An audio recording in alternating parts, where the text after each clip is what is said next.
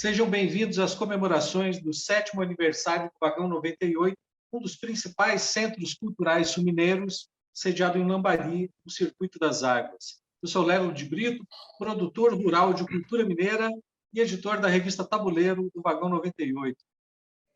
Hoje vamos conversar sobre experimentalismo na música brasileira e vamos conhecer dois trabalhos experimentais de música criados desde o sul de Minas. Um deles foi tema da primeira edição de revista Tabuleiro e o outro será tema da segunda edição da revista, que será publicada em outubro. Estou falando da Orquestra Experimental do Vagão 98, conduzida pelo maestro Ciro Visconti, e o disco instrumental Braia e o Mundo de Cá, do compositor mineiro Bruno Maia. São os nossos dois convidados dessa noite. No perfil do LinkedIn do maestro e compositor Ciro Visconti, a gente pode saber que ele é um guitarrista nascido em São Paulo.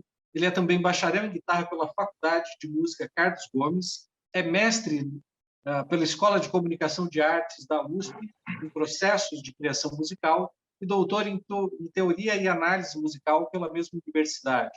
Ciro Visconti é coordenador pedagógico e professor do renomado Conservatório Souza Lima, em São Paulo, onde leciona guitarra, harmonia, contraponto, teoria musical e prática de banda. No conservatório, foi por mais de uma década regente da Orquestra de Guitarras Souza Lima, que teve diversas formações e excursionou pelos Estados Unidos e pelo Japão.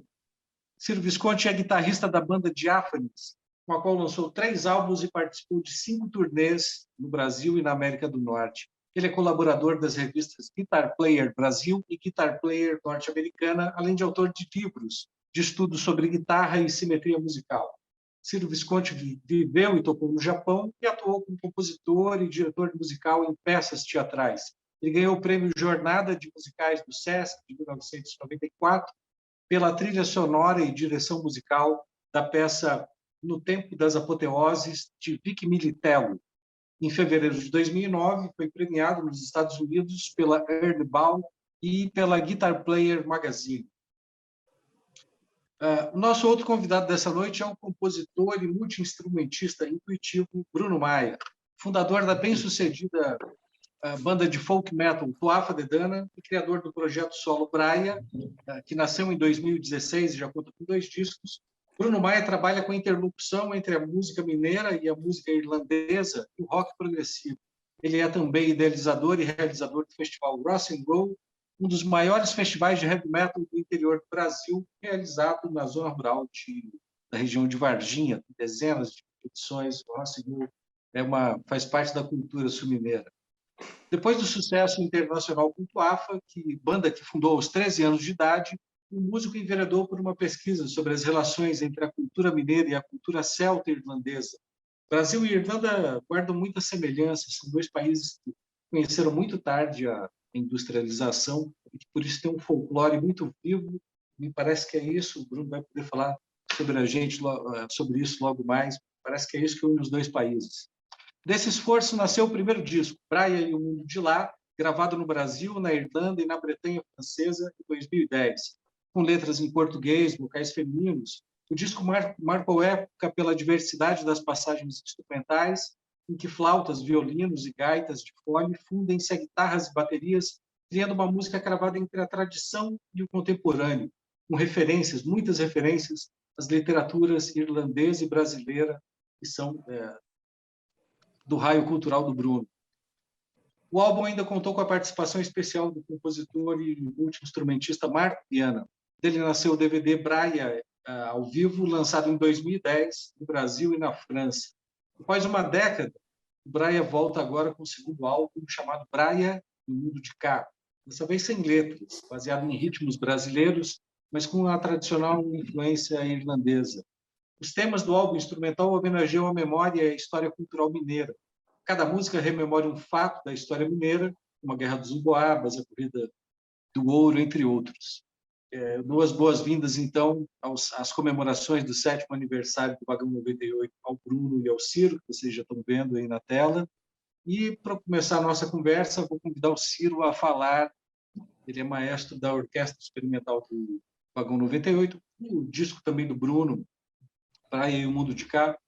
são dois exemplos de experimentalismo da música brasileira. Eu vou pedir ao Ciro, por favor, que dê as boas-vindas ao nosso público e comente sobre as características experimentais da banda, da Orquestra Experimental do Vagão 98 e também da sua ancestral Orquestra de Guitarras do Conservatório Souza Lima. Boa noite, Ciro. Boa noite, Lelo. Boa noite, Bruno. É um prazer estar aqui conversando com vocês. Fico feliz aqui estar participando das comemorações. Cara, para falar dessa origem, eu tenho que voltar até um pouco mais atrás do que a Orquestra de Guitarra Souza Lima. Depois que eu morei no Japão em 96, 97, né? E quando eu voltei em 97 para o Brasil, e eu voltei com uma ideia que eu fui amadurecendo no Japão, de fazer um quarteto de guitarras. Na verdade, inicialmente eu tive uma ideia de fazer algumas composições e eu gravar as 4 guitarras em overdub, né? E aí num momento que a gente estava conversando com um colega meu, o Heraldo Parman, ele sugeriu a gente fazer ao vivo. Vamos fazer isso ao vivo, vamos fazer. E a gente começou a tocar. Inicialmente a gente começou a tocar músicas novas, a gente fez músicas nossas, e aí de repente a gente encontrou o Mozart, o Vivaldi, e a gente começou a fazer músicas de compositores eruditos, né? Era interessante porque a gente estava na faculdade na época e a gente tinha acesso a professores de música erudita e a gente fazia aulas com professores de música erudita, mas a gente não tinha muito conhecimento, né? E esse acesso foi fundamental para eles até orientarem a gente nesse sentido. Muito rapidamente, esse foi então, a gente batizou esse quarteto de Quarteto Quadrívio, que eu tenho a impressão que foi o primeiro quarteto de guitarras do mundo. Se não foi do mundo, com certeza foi do Brasil, né? E a gente tocava Mozart, Vivaldi, Bach, de um jeito ainda meio iniciante, mas rapidamente o quarteto se profissionalizou. A gente participou de uma Expo Music e as pessoas foram à loucura com a gente tocou no programa do Jô, a gente tocou em vários lugares e tal. Depois que o quarteto acabou, eu já dava aula no Souza Lima, e eu pensei a gente com muitos alunos de guitarra lá, né? Assim, era difícil até incluir os alunos de guitarra nas práticas de banda, porque tinha um baterista e 10 guitarristas, né? E a gente resolveu. Eu pensei em fazer a mesma coisa que eu fiz um quarteto, mas com uma orquestra. Então, do mesmo jeito que o quarteto de guitarras tinha uma certa relação com o quarteto de cordas, eu pensei em fazer uma orquestra de guitarras que tivesse uma relação com a orquestra de cordas. Só que, diferentemente do quadrívio, nessa época eu já era formado, já tinha um pouco mais de conhecimento. Eu pensei na orquestra se especializar num repertório de música clássica, de classicismo mesmo, e especificamente nas obras para orquestra de cordas do Mozart.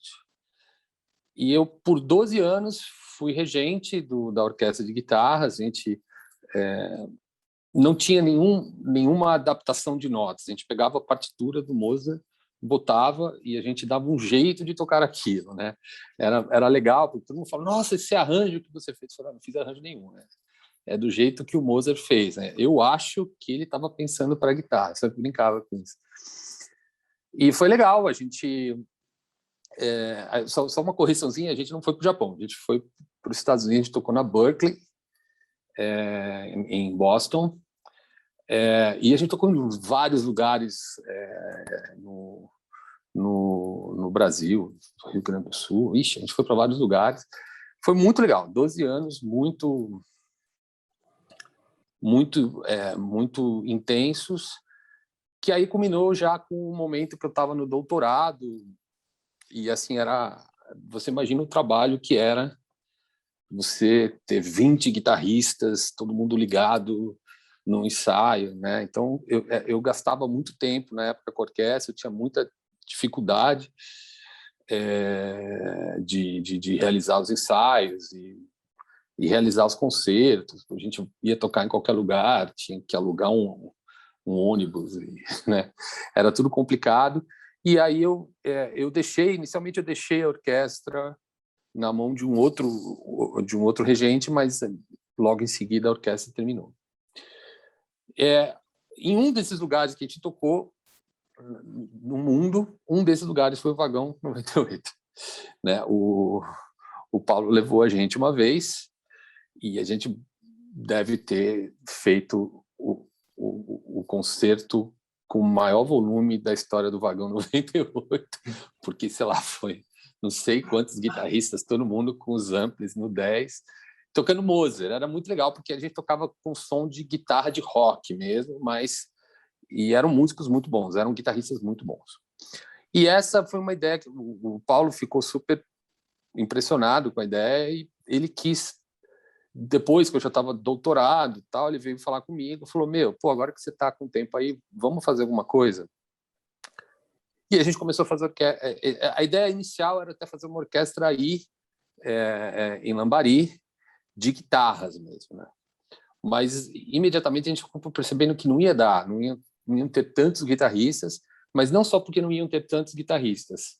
O problema maior é que tinham muitos outros músicos de outras áreas que eram muito interessantes, né? Então a gente acabou pensando numa orquestra experimental, e esse experimentalismo da orquestra é que ela não tem cordas friccionadas, ela não tem violino, não tem cello. As guitarras e os baixos elétricos fazem essas vezes. Então, nós temos um naipe de guitarra que corresponde ao naipe dos primeiros violinos, um naipe de guitarra que corresponde ao naipe do segundo violino, das violas, dos cellos, e temos um naipe de baixo que corresponde ao naipe de contrabaixo. E aí nós temos os naipes de sopros, temos madeiras, sax, flautas, temos os metais, trompetes, trombones, e temos piano e temos percussões. A gente tem muitas percussões interessantes aí, né, aí na região. E aí a gente, com esse grupo, esse era um grupo complicado de a gente fazer um repertório, porque nunca ninguém escreveu para um grupo desse, né? Então aí sim, eu tive que sentar e fazer adaptações de arranjos. Inicialmente a gente começou a fazer Vila Lobos, a gente fez, até pelo nome Vagão 98, a gente tocou o Trenzinho Caipira, mas depois até o baixista sugeriu da gente tocar o Moacir Santos, o Coisas. E a gente tocou Coisas número 1, ficou super legal, a gente tocou Coisas número 2, agora a gente está indo, a gente vai fazer esse repertório, que é um repertório que é de música popular, então funciona, mas ao mesmo tempo é um repertório escrito com conduções de vozes, assim. Então, basicamente, essa é a ideia. E eu sou regente, né? Infelizmente, a gente só pôde fazer vídeos nesses últimos tempos da pandemia, né? Então, eu não estou muito regendo, eu estou mais fazendo a coordenação dos ensaios e a adaptação dos arranjos, né? Ah, que legal. Eu vi, fiquei super entusiasmado com a sonoridade da orquestra. O Paulo vinha falando já há tempos, assim, desde fevereiro, mais ou menos, eu comecei a colaborar com o Vagão. Eu não tinha escutado ainda a orquestra. Aí, na feira, na Flavir, rolou a orquestra. Porra, que maluco no medulo. Caramba, que sonoridade maluca. Cara, a gente fez um ensaio, o último ensaio que a gente fez foi em novembro. Novembro foi um momento, não sei se era novembro, foi algum momento em que a pandemia deu uma super baixada e a gente se sentiu seguro de fazer um ensaio com aquelas coisas, tal, não sei o quê. E, cara, a sonoridade, quando a orquestra toca ao vivo, aquele monte de instrumento, assim, sabe? E eu fico ali na posição de regente, né? Eu estou no lugar mais privilegiado para ouvir tudo, né? Então é muito bonito. Eu sou super apaixonado por esse projeto. Assim, fico super feliz que eu tenha sido convidado para ele. E o Paulo está super aplicado em fazer com que a orquestra tenha novos capítulos, depois da pandemia volte a poder se apresentar e tal. São quantos músicos na orquestra? Você fez uma bela pergunta, viu? Não Acho que são sei. 23. É, Eu não escrevi no sei. site, são 23. É uma galeria boa. Porque como a gente ensaiou poucas vezes ao vivo, eu vejo eles nos ensaios, todo pelo Zoom, assim, e acabei nunca contando.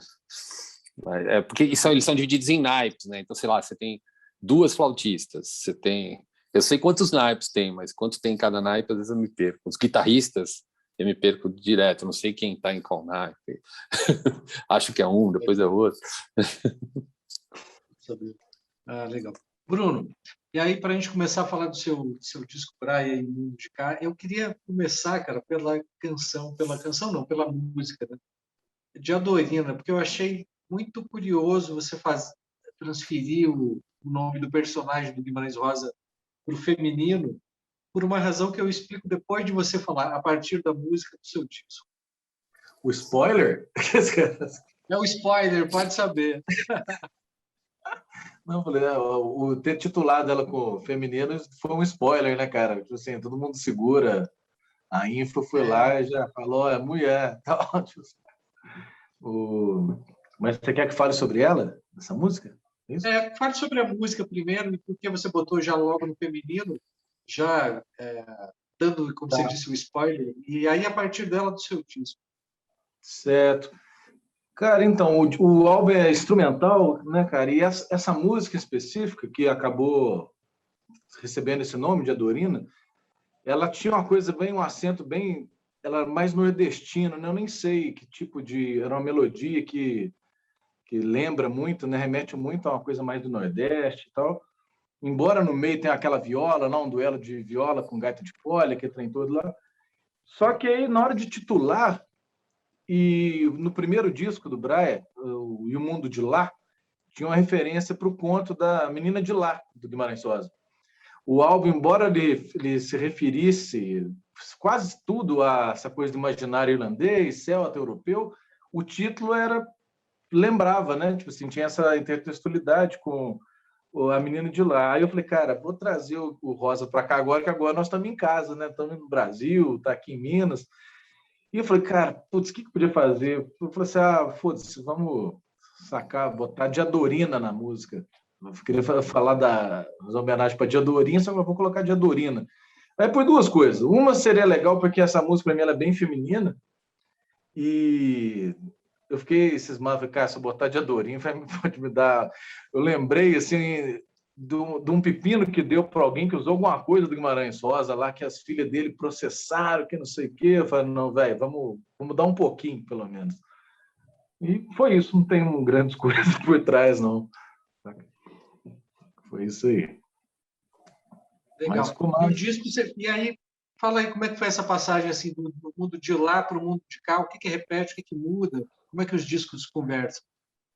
Cara, o que repete, você até falou na introdução, assim, tem uma coisa que eu acho que já uma marca constituinte do que eu venho fazendo, que é essa coisa mais celta, irlandesa, que está desde o começo. Isso aí foi mantido, né? Tá lá, tem gaita de folha no disco, tem buzuki, banjo, as flautas irlandesas, tem muito violino fiddle irlandês, né? Que é o mesmo instrumento, só que as ornamentações, a forma de tocar, acaba sendo até outro instrumento, foi lá, são uma linguagem muito diferente. Isso ainda está lá. O que é mais diferente, para começar, que é um disco inteiramente instrumental, que eu nunca tinha feito. E esse aqui eu consegui não, né? Até consegui, o disco foi lançado, mas a gente explorou bem mais a coisa do Brasil, né? A musicalidade. Essa música brasileira, falar de música brasileira é uma coisa muito rica, muito complexa. Tem muita coisa, não é? Tem várias linguagens, tem muito fraseado, tem muitos ritmos. E o que mudou foi isso, a gente conseguiu tentar misturar esses dois, botar para conversar, né? Essa música irlandesa com muitos ritmos brasileiros, foram mais ritmos, né? Isso aí foi diferente. Mantivemos, né, a formação mais de rock, né? Tem bateria, baixo, teclado, muito Moog, né? Que lembra o rock progressivo, tem guitarra também. E botamos esses instrumentos mais tradicionais, de músicas tradicionais, tanto brasileira quanto irlandesa, para fazer os leads, os solos. Acho que foi isso. Acho que ficou bem interessante. Assim, não soou tão. Tentamos não apelar muito para caricatura, para umas coisas muito, sei lá, meio burlesco, assim. E foi massa. Fiquei bem realizado. Está sendo bem legal. O povo está gostando. Eu trouxe aqui uma Salvo capinha. engano, Ah, massa. Salvo engano, eu não sei se eu vi você falar ou se eu vi em alguma parte, você julgava que esse disco era o seu primeiro que não era genuinamente de rock, que era uma derivação. Teve... é, só que aí depois acabou tendo bem mais rock do que eu imaginava, sabe? Eu queria fazer um disco que ele não ia ter guitarra nenhuma, ia ser muito mais viola, quase não tinha violão também, cara, tinha muito buzuque, viola, banjo de corda, assim, né, que eu toco. Bandolim, deixa eu ver, e os outros instrumentos, né, as flautas, que tem tudo. Só que esse disco começou a ser feito em 2015, eu estava com a cabeça em outro lugar, as composições são todas antigas, e eu falei assim, cara, esse disco não vai ter guitarra, esse disco vai ser uma outra onda, outra abordagem totalmente nova. Só que aí, como esse disco ficou meio engavetado um tempo, e depois eu lancei um disco do Tuafa em 2020, foi um disco só de música irlandesa. Nesse disco do Tuafa, teve muita música só acústica, sem guitarra, sem nada. Parece que aí eu, tipo, exorcizei essa vontade que eu tava de fazer um disco sem guitarra. Não que eu tenha contra guitarra é meu instrumento. Viu, Ciro? Eu sou guitarrista, nada contra, imagina. Só que eu falei, cara, vou fazer um disco sem guitarra. Aí, como do Tuafa, eu consegui fazer essas músicas bem, vamos dizer, desguitarradas. Eu falei, velho, foda-se, eu vou fincar guitarra nesse Braia também, já era. Né? Aí ele acabou ficando bem mais rock do que eu imaginava, né?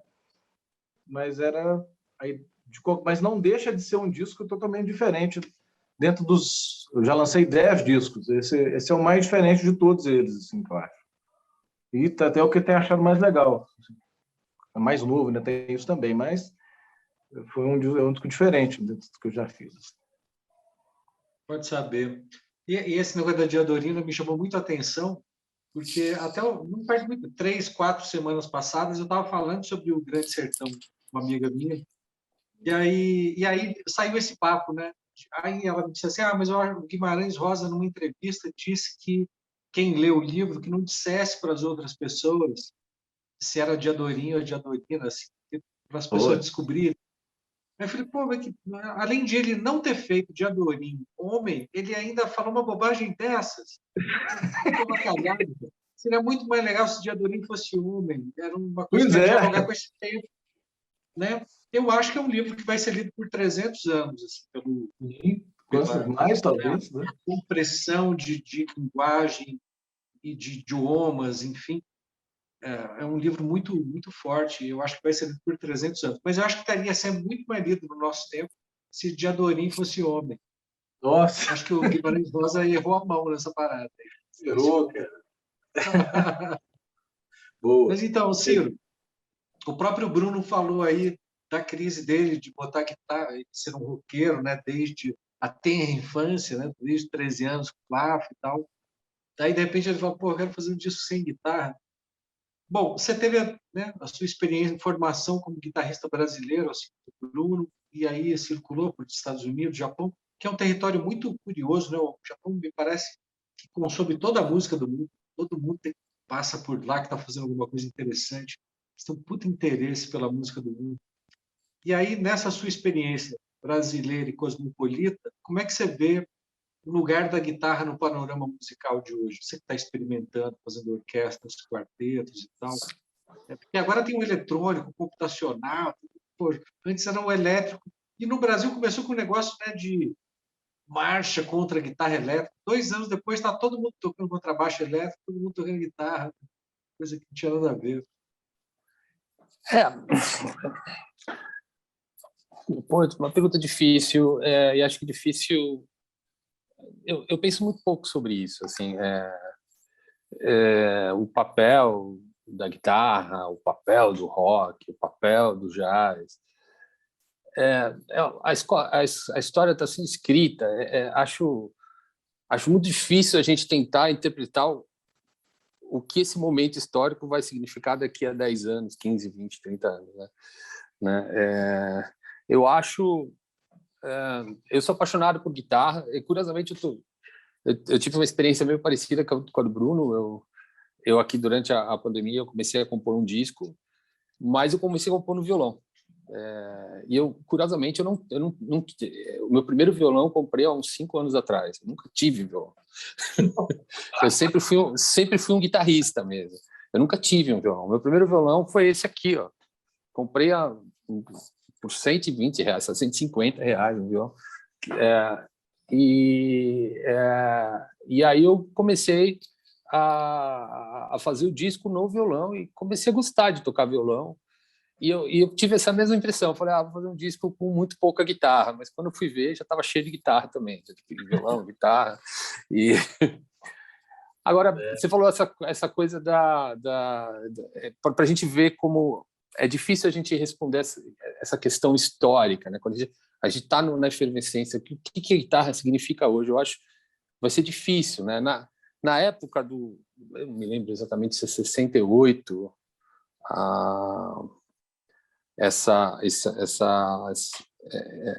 isso que você falou contra as guitarras elétricas, a passeata. É engraçado, né? Muita gente fica bravo, né? Os guitarristas, quando falam sobre isso, ficam bravos, né? A gente tem que entender que, naquela época, os roqueiros, principalmente os roqueiros, eles tinham uma posição meio engraçada, assim, né? Porque a direita, que era a que estava no poder, odiava os roqueiros, mas odiava os roqueiros por causa da postura comportamental deles, né? Eles eram cabeludos, eles fumavam maconha, eles propagavam o amor livre. Era um problema comportamental, né? Mas os roqueiros, eles não tinham muito uma militância política.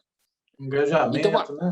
Então a esquerda odiava os roqueiros também, né? Então a palestra contra as guitarras elétricas é uma palestra da esquerda, né? contra os roqueiros. E se você parar para pensar, é meio curioso. Assim, eu acho que foi em 68, pode ser que eu esteja enganado, mas você tem lá o pau quebrando, a censura. 68 tem o AI-5, as coisas detonando, né? E a Jovem Guarda cantando de que vale o céu azul e o sol sempre, né? Então a gente entende que quem está na militância fica irritado com isso, né?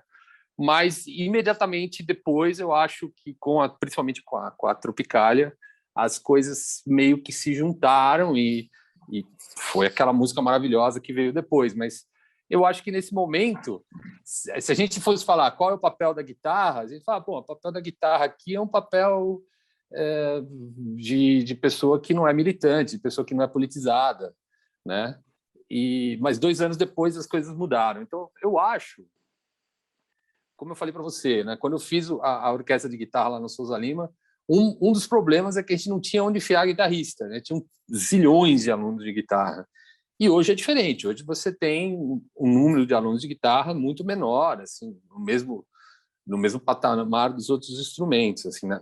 Existia uma época onde a guitarra era um instrumento muito mais popular, né? Mas eu não acho que a popularidade queira dizer muita coisa. Eu acho que hoje existem muitos trabalhos bons de guitarra. Eu sou uma pessoa de barba branca, mas eu não sou aquele cara que fala, não, bom mesmo, era nos anos 70, quando se ligava. Não, tem muita gente boa fazendo som de guitarra. A gente, por mais que as coisas não estejam no mainstream, eu acho até bom. É legal, você entra no Spotify, você vai atrás dos sons que você quer achar, e eu acho legal. Assim, eu acho que quem gosta de música hoje tem uma possibilidade muito grande de ouvir música. A gente pode até discutir sobre se o streaming paga ou não paga, mas assim, para quem ouve música, é um momento interessante. Eu acho que a guitarra vai ter esse pedaço do público que se interessa. É um público diferente hoje, é um público ativo. Não é aquele público que liga o rádio e ouve o que o rádio está tocando, né? Um público que entra no Spotify e vai atrás do que ele fica procurando, ou então que alguém passa para ele. Então, acho interessante, mas eu também acho que tudo pode mudar, do mesmo jeito que a gente achava que a MTV estava aí para sempre, a gente hoje acha que o Spotify e o streaming está para sempre, vai saber. Eu acho que tudo pode mudar muito rápido. Então, é difícil fazer uma análise histórica a respeito do que a gente está fazendo agora, do que está acontecendo agora, eu acho. E agora me diga assim, três criações interessantes de guitarra do Raio aí que você tem escutado e tal. É para mim a pergunta? Sim, sim. Ai, cara, putz, tem uma banda... pelo menos uma, assim, que você acha exótica. Caramba, tem uma banda... Ai, cara, esqueci o nome deles agora, eu tenho a camiseta deles, eu devia estar com a camiseta deles. Eu conheci uma banda quando eu morava em Nova York, eu vou ficar devendo o nome, caramba, é uma banda que tem um nome tão fácil. Você lembra assim. Já. Mas que é uma banda de dois, um cara, um guitarrista, que é um guitarrista inacreditável, e um saxofonista inacreditável. Eles são de Israel, e eles moram nos Estados Unidos faz muito tempo, e eles estudaram lá e tal, e é um quarteto. Caramba, esqueci o nome deles. Mas eu vi eles tocando, eu conheci um amigo meu lá dos Estados Unidos, mandou para mim, falou, mas você já viu essa banda? Eu falei, nossa, os caras tocam muito. E aí eles foram tocar em Nova York, eu estava morando lá, e, você não acreditava nos caras tocando, os caras são monstruosos. Essa é uma banda que tem um guitarrista que faz um trabalho espetacular. Aqui no Brasil, tem uma banda que eu gosto muito, que é uma banda de amigos meus, muito novos, assim, que é o Disasters, com T-H-E, Disasters com Z ainda, né? Disasters, que também é uma galera muito nova, tem dois guitarristas, o Rafa Luna e a Juliana Altoec, que também é cantora da banda, e é bem legal, é um trabalho de guitarra diferente, assim, é legal porque é uma banda que tem influências rock, influências pesadas, influências pop, coisas que, assim, até para mim às vezes é meio difícil identificar, porque são muitas influências modernas que eu não conheço tanto, mas eu acho muito louco a maneira como eles fazem essa jogada. Tem muita gente boa tocando por aí, tem muita gente boa. Eu queria muito lembrar o nome dessa banda, meu Deus, que raiva. E o pior que é um nome pequenininho, assim, sabe, curto. Eu vou lembrar já. É sensacional. Inclusive é um som que até tem um pouco a ver com o disco do Bruno. Assim, porque um pouco a ver porque eles também são meio focados em misturar com rock, jazz e essas coisas, um som folclórico. Só que aí eles usam as coisas lá da terra deles, né? De Israel, assim. Mas é espetacular essa banda, espetacular. Fiz mal propaganda e não lembro o nome da banda. Depois você lembra. Mas aí, pegando o gancho aqui do que o Ciro acabou de dizer, essa interface de música e cultura, Bruno, eu sei, porque somos amigos, que você tem um baita interesse por história de Minas Gerais, e isso agora, né, foi para o título das músicas do seu disco e faz a interlocução Minas e Irlanda. Fala um pouco para a gente aí, como é que você descobriu isso, um pouco da trajetória. Cara, pois é, na verdade, eu mesmo não sei mais como é que eu penso hoje, se tem tanta aproximação uma coisa com a outra. São duas paixões que eu tenho, né? Tanto assim, da Irlanda veio primeiro, veio desde moleque, né? Desde muito novo e tal. Começou com os celtas, com a coisa celta, aí foi passando para... Tem a Irlanda rebelde, depois a Irlanda mágica, tem a Irlanda... tem várias facetas da Irlanda que eu sempre gostei, né? Dos escritores, né? Do James Joyce, aquelas coisas todas. E depois, cara, essa coisa de Minas, assim, embora a gente sempre tenha gostado, né? Sempre aquela coisa toda, ela veio e caiu quando foi fazer o documentário do Sete Orelhas, você lembra? Que ele foi em 2012, por aí, né? Acho que foi em 11 que a gente começou a falar, 2010, 2011, ele foi lançado em 2012, que terminou. Então, naquelas pesquisas lá, eu acabei tendo muito contato, cara. Tive que estudar um tanto de coisa sobre a história, né? História de Minas Gerais, história colonial. E aquilo eu fui sendo consumido por aquilo nos anos e nunca mais parei de procurar, de estudar aquilo. E virou quase que uma obsessão essa coisa da história de Minas Gerais colonial. O que você perguntou, né? Como é que eu juntei esses dois? Na verdade, não tem nada. Acho que o que que eu vejo assim, nunca refleti sobre isso. O que tem meio parecido, talvez assim, entre esses dois locais. Uma coisa, acho que é a coisa da superstição, um povo muito supersticioso, muito religioso, sabe? Tipo, essa coisa do mágico, do místico, isso é muito forte, tanto aqui quanto na Irlanda, eu acho que é bem forte também. Essa coisa rural, embora, né, nós estamos no século XXI, né, velho? Mas a Irlanda é um país muito rural, e Minas também, querendo ou não, embora a gente já esteja fazendo pelo Zoom, né? A gente tem Belo Horizonte, a capital grandona, é um lugar rural. A gente associa, né? Tipo assim, a coisa mais do campesinato, do caipira, né? Dos ermos. Eu acho que o que não tem tanta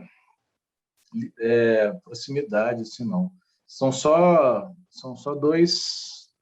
duas, como é que fala? Duas instâncias, não sei, são dois motivos que me fascinam demais, a Irlanda e Minas. Eu tentei botar tudo no mesmo balaio, sacou? Assim, Também é inevitável, né? E aí, com é, a idade também, né? Que você vai se aproximando de uma coisa e de outra, vai virando um enredo, né? Vai virando uma coisa. aí você vai falando, putz, cara, tem a ver, aí aquela coisa que você gosta tanto que você começa a já ver uns trem meio próximos, mas não adianta nem eu ficar falando aqui, porque talvez é tudo coisa da cabeça, viagem, saca? Mas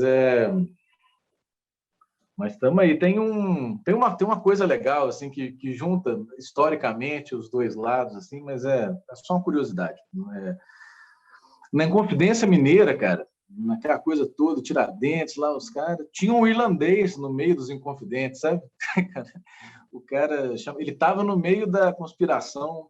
Ele, na verdade, ele nem podia estar aqui em Minas Gerais, que naquela época não podia ter cidadãos não lusos em Minas, sabe? Porque aquilo era século XVIII, foi em 1789 que eles foram presos, inclusive ele, chamava Nicholas George Guerck. Não podia ter cidadão que não fosse de Portugal em Minas Gerais, era fechado. Principalmente ele que estava em Diamantina, Diamantina tinha meio que um cinturão, ninguém entrava e saía de lá, assim, não, sabe? Lá era muito fiscalizado. Então, é uma coincidência muito doida, ter um inconfidente irlandês, cara, essa é uma Um aproximação achado. massa. É, foi. E eu Aí. me lembro também, a gente se conheceu na época da faculdade, tal, do mestrado, eu me lembro também que sua pilha na época do mestrado era estudar, salvo engano, influências do Nietzsche no James Joyce, né? Isso. Era influência. Falar Cara, em então, foi para um lado doido aquilo que fui pegar a parte, né? Porque o Nietzsche falou coisa pra caralho, se contradisse pra caramba, falou sobre várias coisas, falou muito borracha também, mas tem muitas coisas maravilhosas. Só que o me ative, você lembra? Não sei, era na parte da afirmação do Nietzsche, quando ele assim, tudo a parte de afirmação, amor fati, o eterno retorno enquanto afirmação.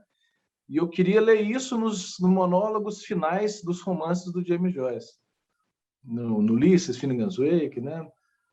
Foi o tema do mestrado, né? Isso mesmo. Muito doido. Você sempre Rapaz. circulando já em torno dessa É, área. Você tem guitarristas admirados na Irlanda, Ciro? Que você admire e tal? cara, Você eu está com tenho. o som desligado lá. Cara, deixa eu falar antes dele, mas um dos caras Ah, que eu fala. tenho. A Irlanda, não, ele vai falar acho que dos mesmos caras, mas ele deve conhecer outros.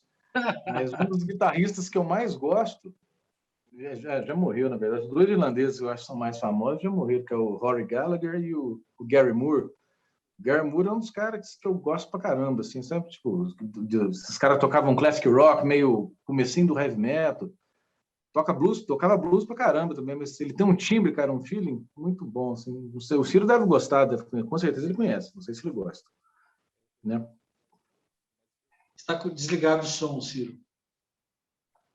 Eu não vejo ele. Eu estou vendo. Ah, de certa vez.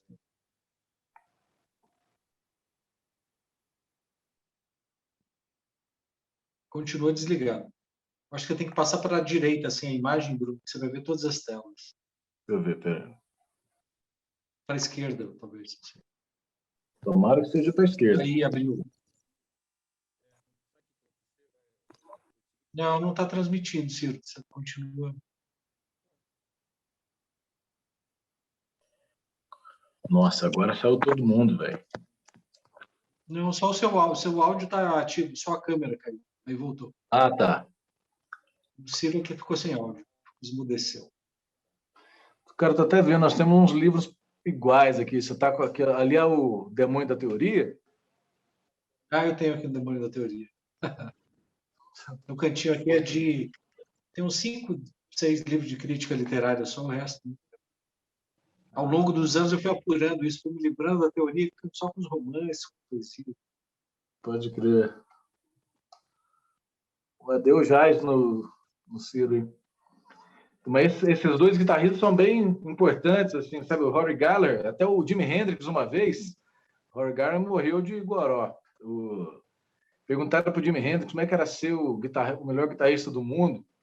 Aí ele falou assim, ó, e ele tinha acabado de tocar junto com o Rory Gallagher no festival, não sei se era na Ilha de Wright. Aí ele falou assim, vai lá e pergunta pro Rory Gallagher lá. Não sei. Cara, bom, cara. Um exagero à parte, não. O Jimi Hendrix falou isso aí. Mas esse cara despontou nos anos 60, assim, e começo dos anos 70. E o Gary Moore é uma outra onda. É mais contemporâneo? Não, ele é um pouquinho mais... Apareceu um pouco depois do Rory Gallagher, mas é dos anos 70 também, explodiu mesmo. Ele tocou numa banda chamada Tin Lizzy, que é bem famosa assim, na Irlanda e na Europa, de classic rock, assim, sabe? Hard rock. E morreu recentemente, só que ele fez bastante sucesso assim, nos anos 80, principalmente. Era massa. Bom, enquanto o Ciro vai se recuperando ali, até porque dá um gancho também, vamos falar um pouco de música mineira. Eu mostrei o seu disco para o Zé Prado, que é um cara aqui, enciclopédia da música aqui em Três Corações, figuraça, gente boa. E aí ele ouviu e falou, dá para ouvir com muita clareza lances de Clube da Esquina. Oh, que legal. Ele... lisonjeado. Hã? Fico super lisonjeado com isso, né? Então, fala aí eu sei que também você também tem uma relação com música mineira, você curte bem, né? Gosto mais, cara. Nossa, eu sou apaixonado, assim. Gosto muito. Eu mesmo não vejo tanta coisa, assim, não. Até queria que saísse mais da coisa... Acho que tem da coisa mineira que eu gosto, né? Daquelas harmonias lindas que o Loborges usa, o Tony Morta, o Nelson Anjo e tal. Gosto demais. Eu gosto muito, cara, na verdade, claro, quem escuta bastante, conhece muita música mineira, tá ligado nesse cara, mas eu acho que ele é meio, como que falo, injustiçado, vamos dizer assim. Ele não tem o reconhecimento que eu acho que merece, que é o Tavinho Moura, que é um desses caras, né, que foram chamados do Clube da Esquina, né? Ele é lá de Juiz de Fora, talvez você conheça ele, acho que você conhece. E, cara, ele é um grande violonista, compositor, sabe, fez muita trilha, toca muito violão, viola pra caramba. E é um pesquisador do folclore popular de Minas Gerais. Então, tipo assim, ele vai pesquisando, fazendo compilações de músicas folclóricas e das tradições do povo do Vale do Jequitinhonha, da Zona da Mata, de tudo, para Minas toda, assim, sabe? Isso entra muito na música dele, que ao mesmo tempo também é muito barroca. O cara ele é muito barroco, aquelas coisas complicadas. Gosto muito da Tavinho Moura, cara. E aí nesse disco, cara, uma que eu vejo, tá uma música que eu acho que ela é bem mineirinha, assim, uma que chama Quebrando Cataguá. Ela me lembra umas coisas mineiras, só que um pouco mais pop. Ela tem uma harmonia mais não tão sofisticada quanto as que usualmente a gente escuta na música mineira, né? E na Rio das Mortes também, eu acho que ela tem uma pegada mineira, bem progressiva mineira. Foi doido, cara. Eu ouvido demais, eu gosto... É um som que, na verdade, eu ouço desde pequeno, por conta dos meus pais, né?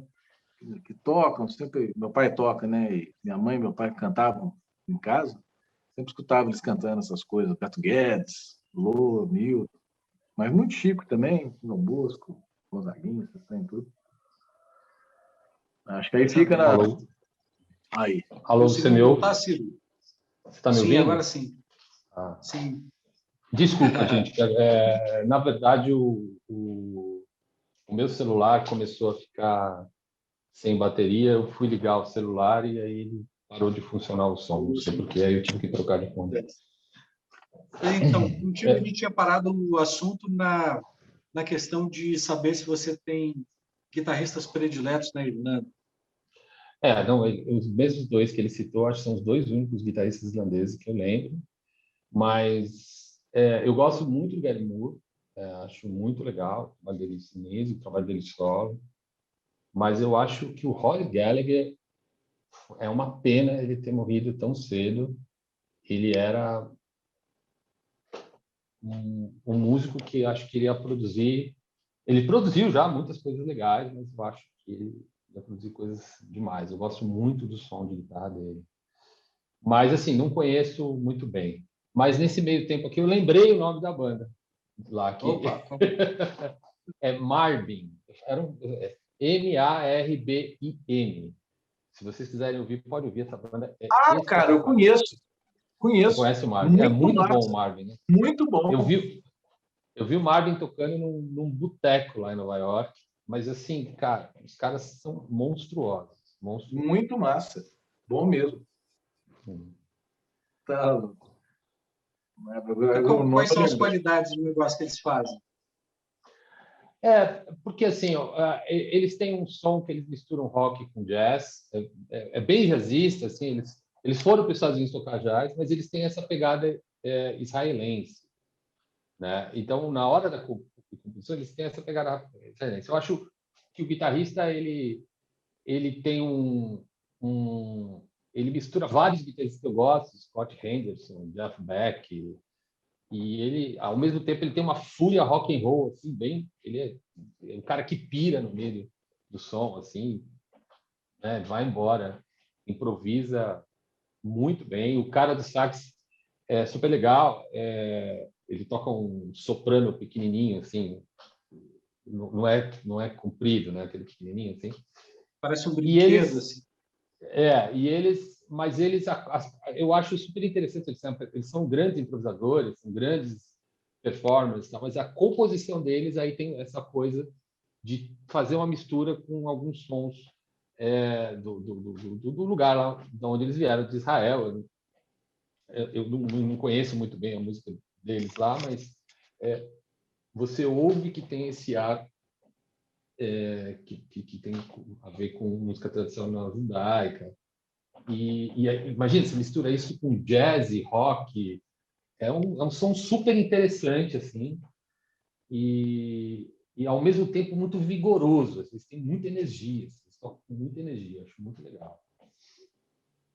Marvin, É. puta, demorei para lembrar assim. Esse negócio de Israel é um caso cultural muito curioso, porque ao terem lá o espaço deles declarados, né, depois da Segunda Guerra Mundial e tal, eles têm que reconstruir a cultura inteira. Eles inventam um novo idioma, inventam uma nova literatura, inventam uma nova música. Inclusive, fico até, enquanto você falava, eu estava pensando aqui. Pô, esse folclore, o tom folclórico, provavelmente é de leste europeu, né? Que eles estavam reelaborando nos anos 40, 50, Israel, inventando uma cultura nova que fosse, né, daquele povo israelense no seu torrão e tal. Da Acho que é bem Turquia, isso. né? Acho que é bem isso. E é gozado porque quando você faz esse tipo de som na guitarra, assim, né? Em alguns momentos lembra muito o buzuki. Gozado.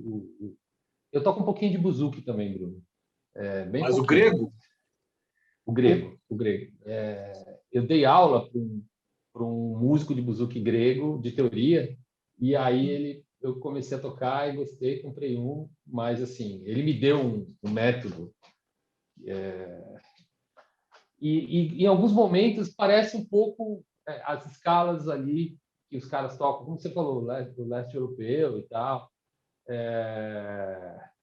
mas você ouve que tem algumas coisas de cantiga israelense, assim, sabe? Desculpa, judaica. Assim. Eu não sei te falar, porque realmente você tem que ser um pouco mais musicólogo nessa hora, você tem que ir lá e ir atrás. Né? Eu não conheço, eu realmente não conheço, mas você ouve esse flavor, esse tempero que não é música ocidental mesmo, assim. E é bem interessante, é uma banda muito legal, muito legal. Cara, o buzuki, na verdade, o buzuki é um instrumento grego, só que a música irlandesa, ela se apropriou desse instrumento e mudou umas coisas, sabe? As cordas não são oitavadas e é uma outra afinação. Aí ele vira quase que um instrumento só de base, sabe?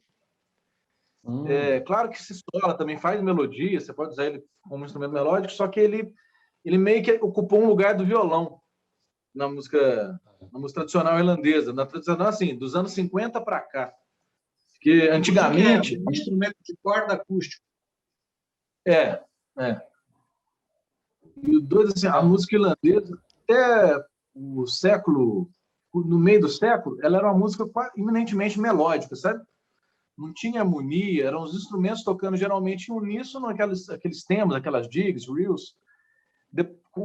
Lá para os anos 40, tal, que eles começaram a misturar, esses caras mais vanguardistas, começaram a harmonizar, a fazer os backing, né, o acompanhamento, e introduziram o buzuki. Começaram no violão, aí uma galera começou a usar o buzuki, aí mudaram, né, mudaram umas cordas, mudaram a afinação, e aí depois já sentiram que o buzuki não tinha os graves que precisava para ser o único instrumento backing.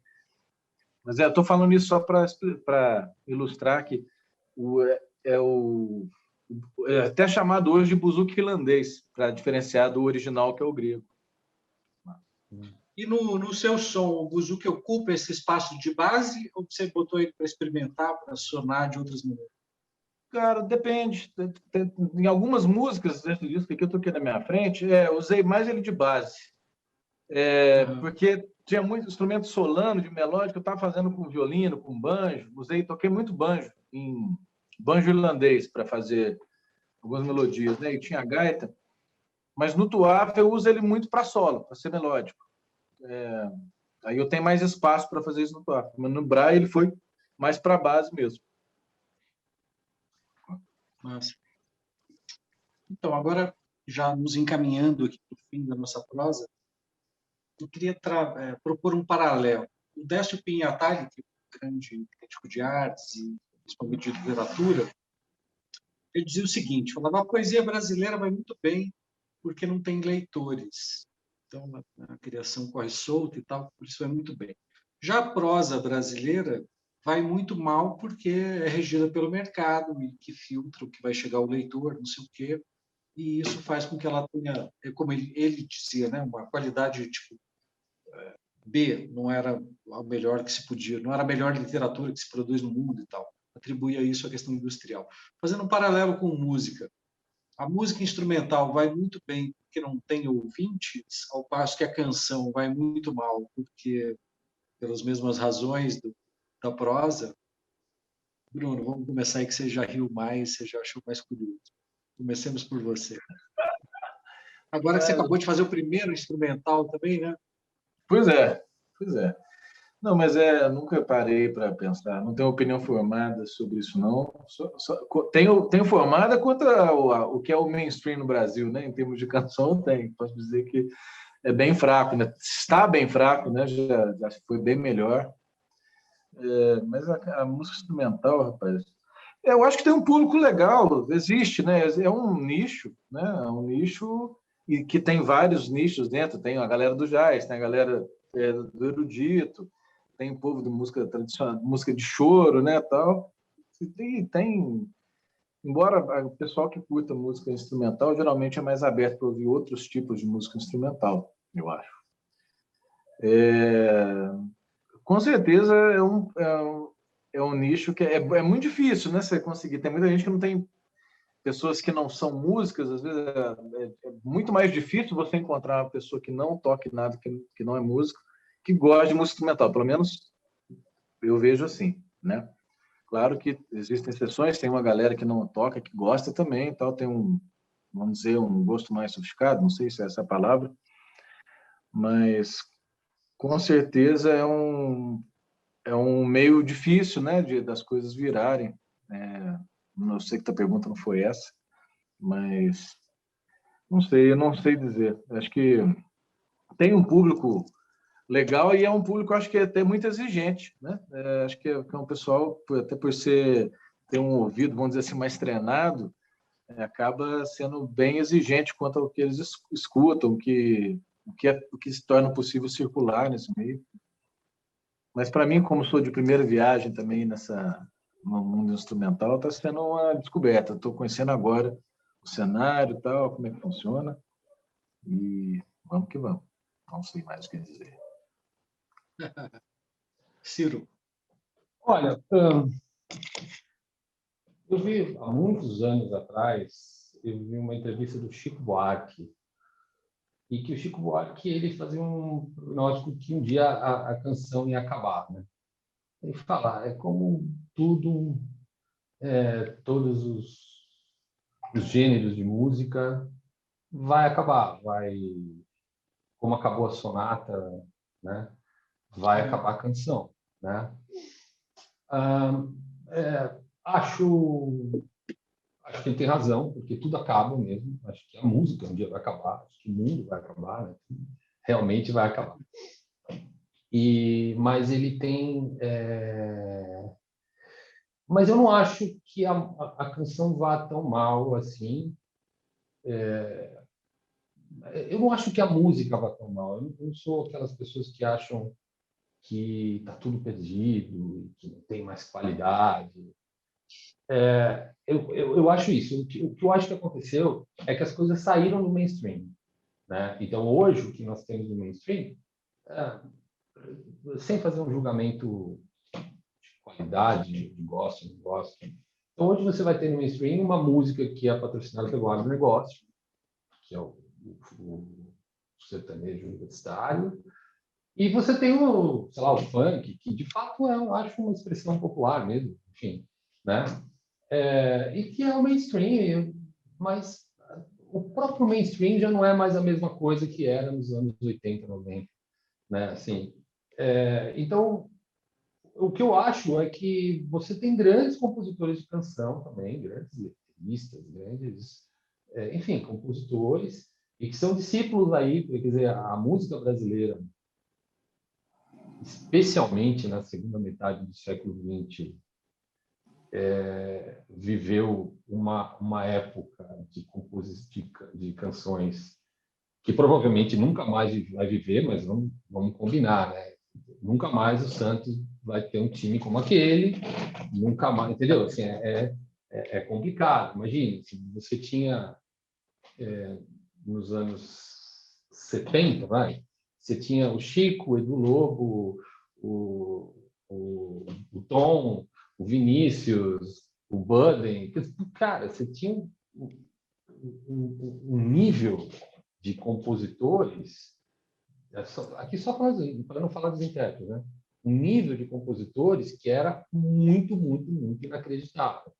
E você também tinha um nível de intérpretes que era muito inacreditável. Só de cantoras espetaculares, exibidas, Maria Bethânia, Gal, né? E esses intérpretes, eles também acabavam botando os compositores para trabalhar também, né? Assim, você falava assim, pô, eu vou fazer uma música para Elis. Você não vai fazer uma música, né? Você não vai mandar uma música para Elis qualquer nota. Você vai querer mandar uma baita música para Elis, porque você sabe que Elis é uma pessoa que tem um nível crítico muito grande, enfim.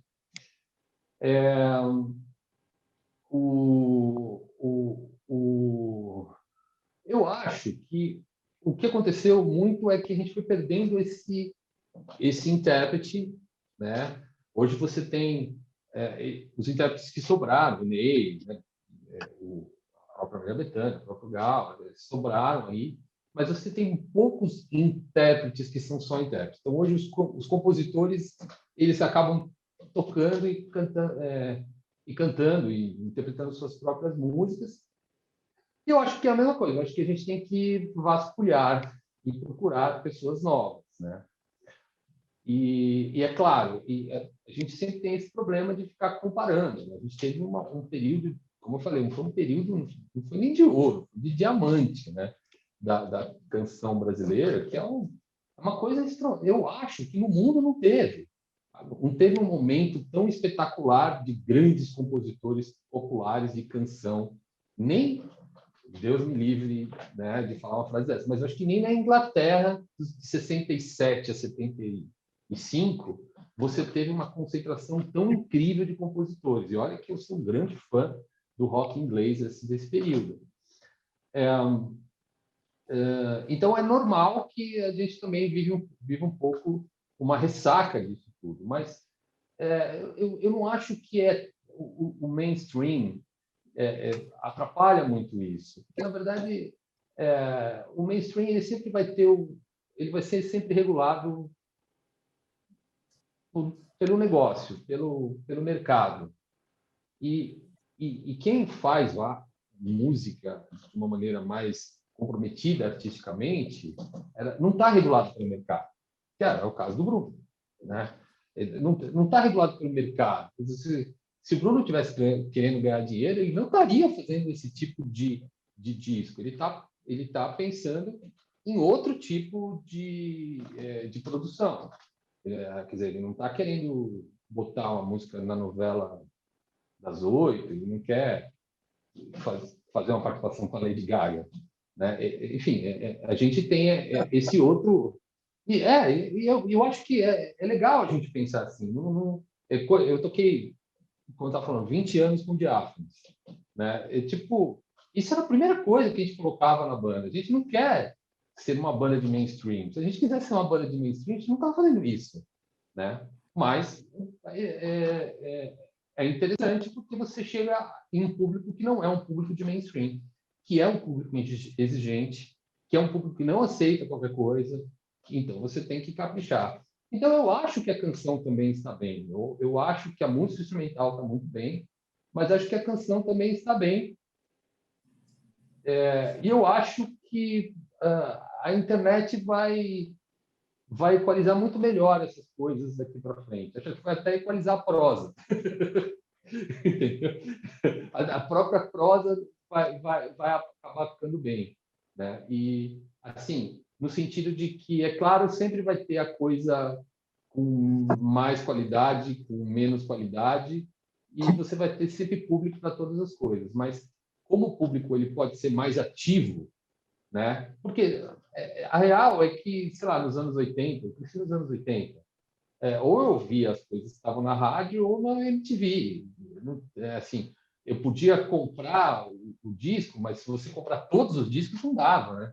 Hoje você pode ouvir praticamente todas as bandas do mundo. Se você tiver tempo, sentar e ficar pesquisando, você pode ouvir todos os artistas de todos os lugares do mundo. Você pode ouvir um artista que está fazendo música na Rússia e você ouve, ele gravou ontem e você ouve hoje.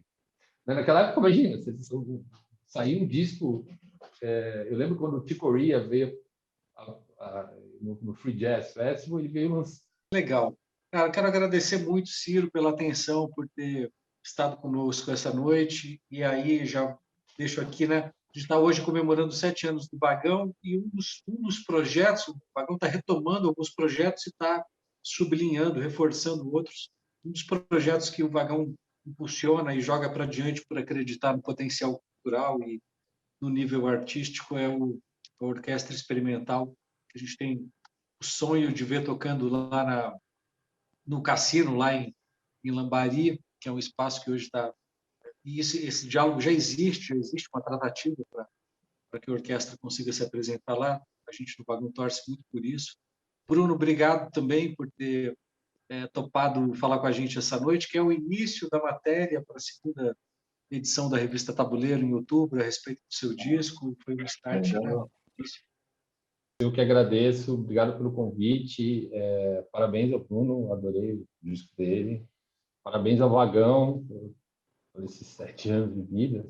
Você falou 7 anos, né? São só 7 anos. 7 anos. Nossa, e já produziu tanta coisa, né? Para mim parecia até mais, assim. Parabéns ao Vagão, mais 700 anos de vida.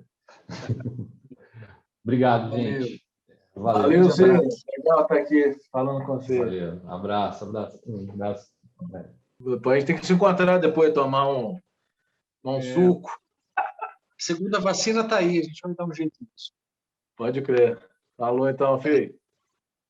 Valeu, um abraço.